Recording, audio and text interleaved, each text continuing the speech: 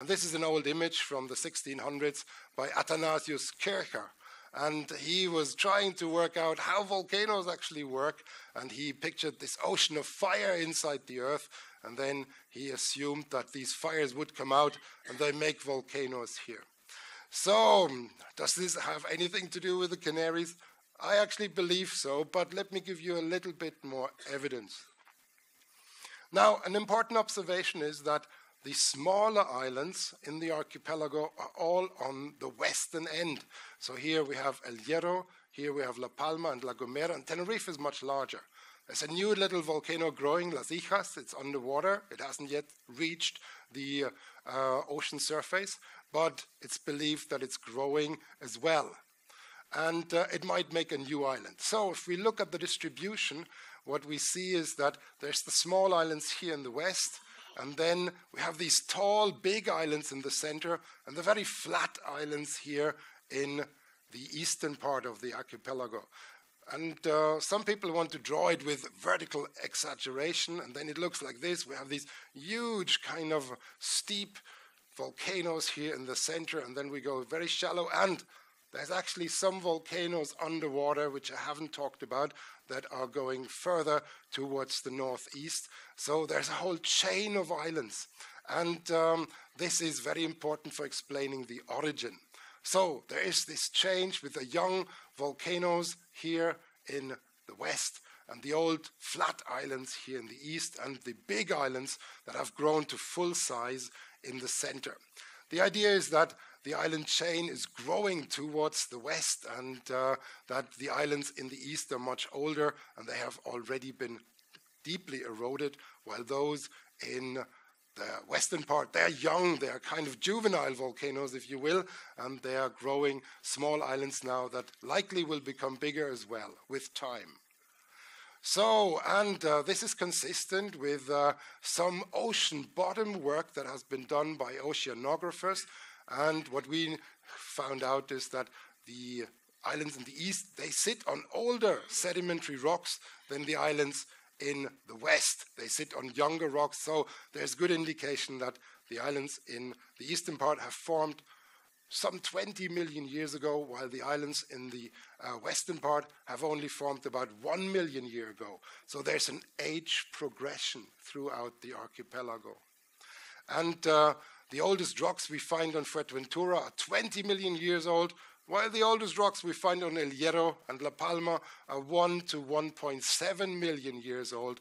So there's a huge age difference here between the islands, the eastern ones being pretty old, the western ones being just very young. Now, there is a big controversy about the origin of them and how these islands form, but I should point out the African plate is actually moving, but it's moving very, very slow. It moves with about 2 centimeters per year. That's about the speed with which your fingernail is growing. So it's a very, very slow process, and it's believed that there's a stationary anomaly deep inside the earth that produces hot magma, and the plate is moving above, and that gives rise to a chain of islands over the millions of years.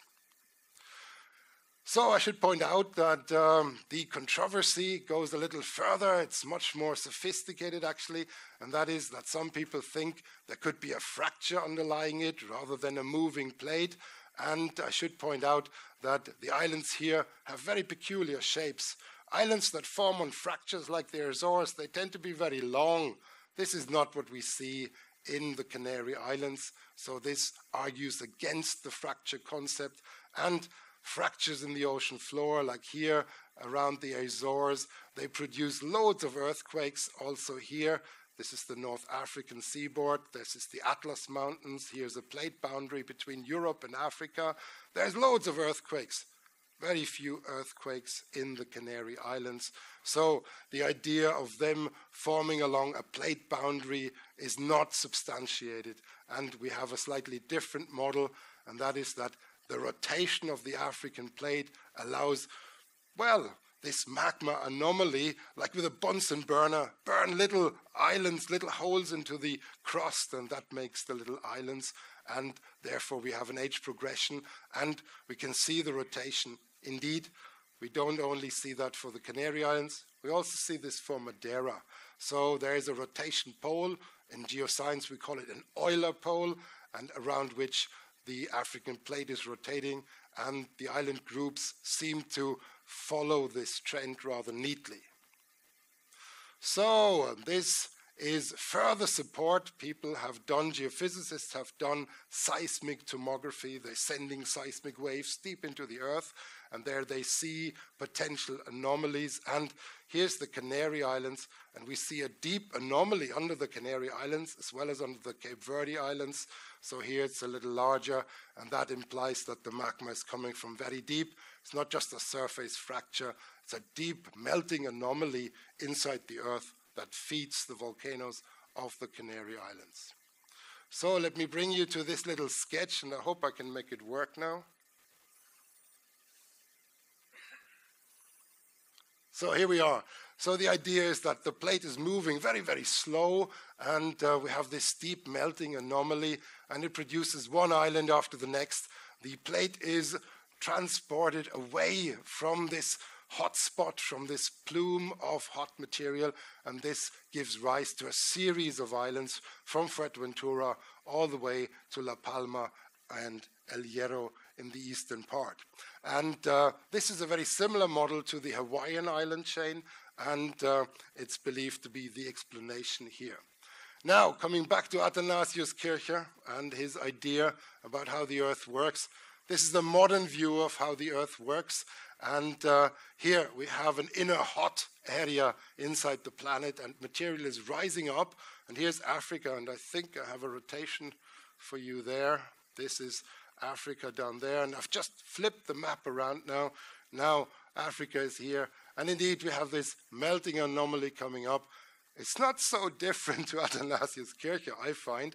So we have come a little further in the last few hundred years, but some concepts haven't fundamentally changed.